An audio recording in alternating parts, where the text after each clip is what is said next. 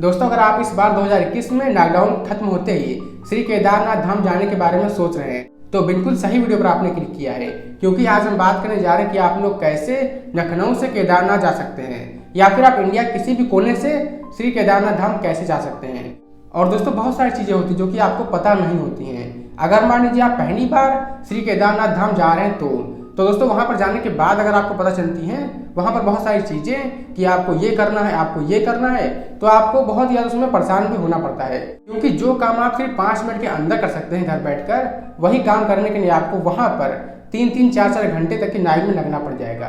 दोस्तों श्री केदारनाथ धाम जाना हर एक व्यक्ति का एक सपना होता है। दोस्तों मैंने खुद बहुत सारे ड्रीम प्लेस सेलेक्ट की हैं, उसमें से जो श्री केदारनाथ धाम है वो आज भी नंबर 1 पर है और इस बार जून में मैं खुद श्री केदारनाथ धाम जा रहा हूँ। अगर आप लोग मेरे साथ वहाँ पर दर्शन करना चाहते हैं तो आप लोग इस हमारे चैनल को सब्सक्राइब कर देना, क्योंकि मैं आपको अपडेट दे दूंगा और वहाँ पर आप मेरे से मिल सकते हैं, मेरे साथ आप मेरे व्लॉग में शामिल हो सकते हैं और मेरे साथ श्री केदारनाथ धाम जी के दर्शन कर सकते हैं। दोस्तों अगर आप भारत के किसी भी कोने से श्री केदारनाथ धाम जा रहे हैं तो सबसे पहले आपको वहाँ पर 4 धाम यात्रा के लिए रजिस्ट्रेशन कराना पड़ता है, यानी कि आपके पास ई पास होना चाहिए। अगर आपके पास ई पास नहीं होगा तो वहाँ पर आपको जाने के बाद ई पास बनवाना पड़ेगा और वहाँ पर जब आप बनवाएंगे तो वहाँ पर आपको कम से कम 2-3 घंटे लाइन में लगना पड़ेगा। जो काम आप घर बैठे अभी इस टाइम पर बहुत ही सिर्फ 5 मिनट के अंदर कर सकते हैं, उसके लिए आपको 2-3 घंटे देना पड़ेगा।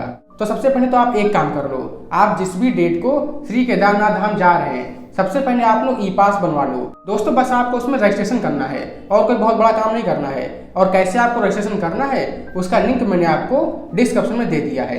अगर आप इस वीडियो को डिस्क्रिप्शन में जाएंगे तो वहां पर आपको 4 धाम यात्रा का ऑफिशियल पेज ओपन होकर आ जाएगा। वहां पर आप बहुत ही आसानी से जाकर रजिस्ट्रेशन कर सकते हैं। और दोस्तों बहुत सारे लोगों के मन में कंफ्यूजन है कि भाई 17 मई को तो कपाट खुल गए हैं, लेकिन हम लोग यानी कि नॉर्मल लोग कब वहां पर जाकर दर्शन कर सकते हैं, क्योंकि अभी जो कपाट खुले हैं वो सिर्फ उन लोग के लिए खुले हैं जो भी लोग वहाँ पर पूजा करना चाहते हैं या फिर जो भी वहाँ के पंडित साधु लोग हैं उन लोग के लिए कपाट खुले हैं। अभी दोस्तों हम और आपके लिए दर्शन करने के लिए कपाट नहीं खुले हैं, अभी वहाँ पर जाने की परमिशन नहीं है। और दोस्तों ये उम्मीद जताई जा रही है कि जून के दूसरे हफ्ते में आपको परमिशन मिल जाएगी।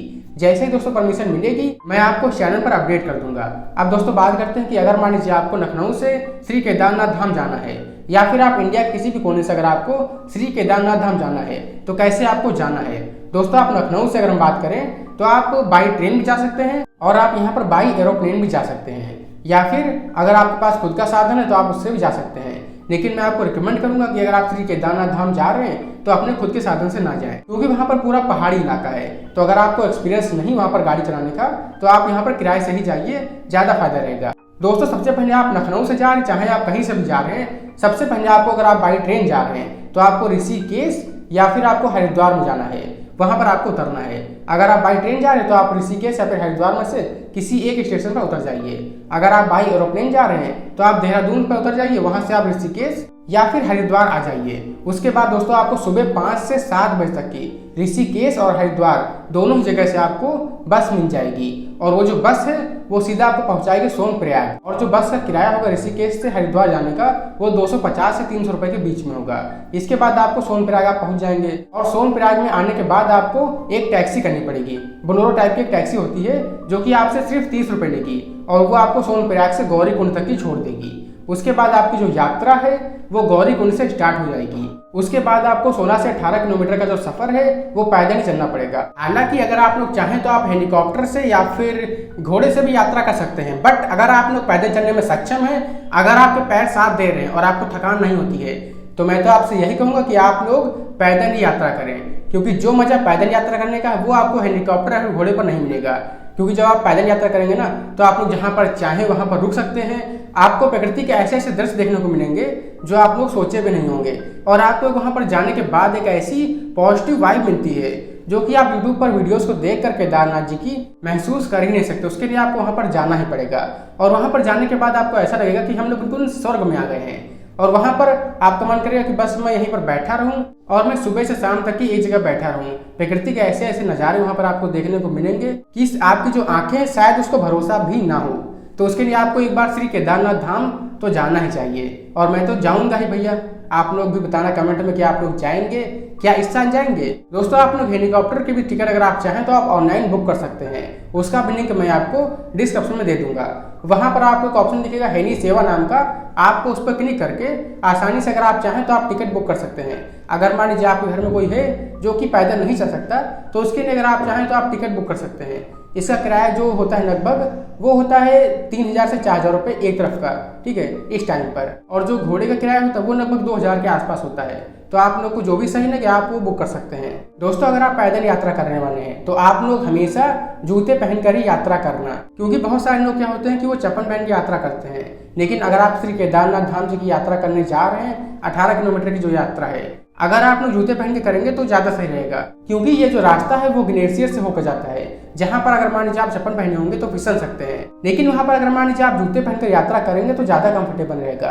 दोस्तों एक बात और कि आपको वहां पर हमेशा ठंडी के कपड़े लेकर जाने ही जाने हैं। हालांकि आप अपने आप को बहुत ज्यादा ताकतवर समझते होंगे कि मैं तो ठंड को झेल लूंगा, लेकिन यहाँ पर ऐसा नहीं है।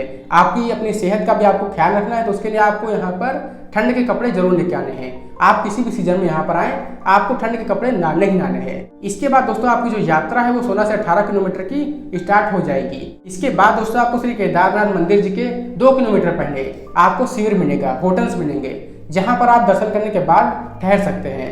लेकिन हाँ, अगर मान लीजिए आप सीजन में जा रहे हैं, लाइक जून में जा रहे हैं या फिर अक्टूबर नवंबर में जा रहे हैं, तो मैं तो आपको रिकमेंड करूंगा कि आप लोग ऑनलाइन होटल की भी बुकिंग कर लेना, क्योंकि कभी कभी अगर भीड़ ज्यादा होती है तो जो होटल वाले होते हैं वो आपसे पैसा भी ज्यादा लेते हैं, उसके बाद भी कोई कंफर्म नहीं होता कि आपको रूम मिलेगा या फिर नहीं मिलेगा।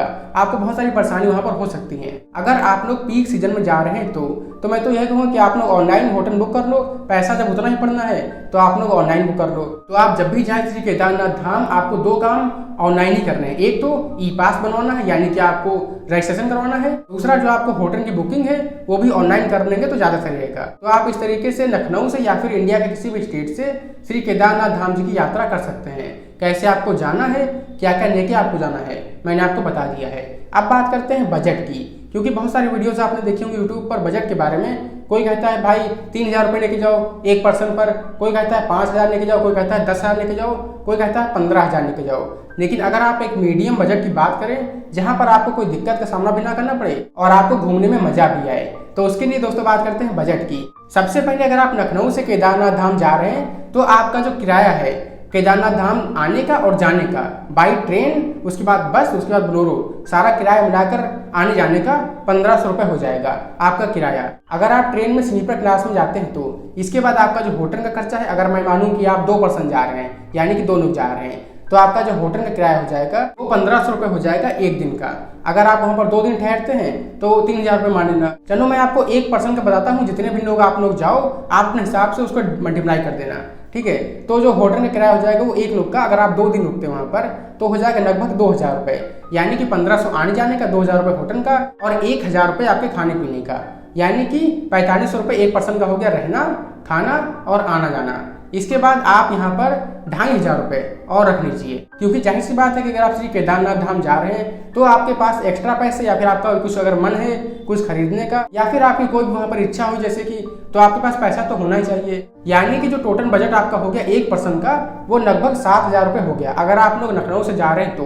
बाकी अगर मान लीजिए आप कहीं दूर से आ रहे हैं तो उतना किराया आप वहां से ऐड कर लेना। अगर आप बाई ट्रेन आ रहे हैं तो तब भी सिर्फ 1000 का ही फर्क पड़ेगा, इससे ज्यादा फर्क नहीं पड़ेगा, यानी कि 7 से 8000 रुपये आपके पास होने चाहिए। अगर आप इंडिया के किसी भी स्टेट से आ रहे हैं तो श्री केदारनाथ धाम एक पर्सन के लिए इतना बजट तो होना ही चाहिए। तो इसके बाद आप यहाँ पर बहुत ही बढ़िया से एंजॉय कर पाएंगे। दोस्तों एक सपना होता है श्री केदारनाथ धाम जाने का, मेरा खुद का सपना है और मैं अगर सब कुछ सही रहा, भगवान ने चाहा, तो मैं जून में खुद ही यहाँ पर जाने वाला हूँ। एक बात और दोस्तों, बहुत इंपॉर्टेंट बात, कि इस टाइम पर अभी 17 मई से जो कपाट खुले हैं वो हम लोग के लिए नहीं खुले हैं, लेकिन जो मैंने आपको वेबसाइट का लिंक दिया है डिस्क्रिप्शन में, वहां पर आपको पता चल जाएगा कि एक नॉर्मल इंसान के लिए यानी कि हम लोग के लिए दर्शन करने के लिए कपाट कब से खुल जाएंगे। क्योंकि वहां पर जैसे ही रजिस्ट्रेशन ओपन हो जाएगा तो समझ लीजिए कि कपाट खुल गए हैं। अभी इस टाइम पर रजिस्ट्रेशन बंद है जिस टाइम पर मैं वीडियो बना रहा हूँ। तो दोस्तों उम्मीद है कि आपको इस वीडियो को देखने से कुछ ना कुछ फायदा जरूर मिला होगा और आपको अगर मान लीजिए आप श्री केदारनाथ धाम जा रहे हैं तो कुछ ना कुछ यहाँ पर आपको फायदे की बात ही समझ में आई होगी, जिससे कि अगर आप लोग केदारनाथ धाम जाएंगे तो कोई भी आपको परेशानी का सामना ना करना पड़े। दोस्तों, अगर आप लोग भी श्री केदारनाथ धाम जाना चाहते हैं तो एक बार कमेंट में जय श्री केदार जरूर लिखना। और मैं खुद जून में श्री केदारनाथ धाम जाने वाला हूँ और उस पर मैं व्लॉग भी बनाऊंगा। तो अगर आप लोग को उस व्लॉग को देखना है तो हमारे चैनल को सब्सक्राइब कर देना और बेल आइकन को प्रेस कर देना। तो दोस्तों, मिलते हैं एक और ऐसी ही कमाल की वीडियो में, तब तक के लिए बाय बाय।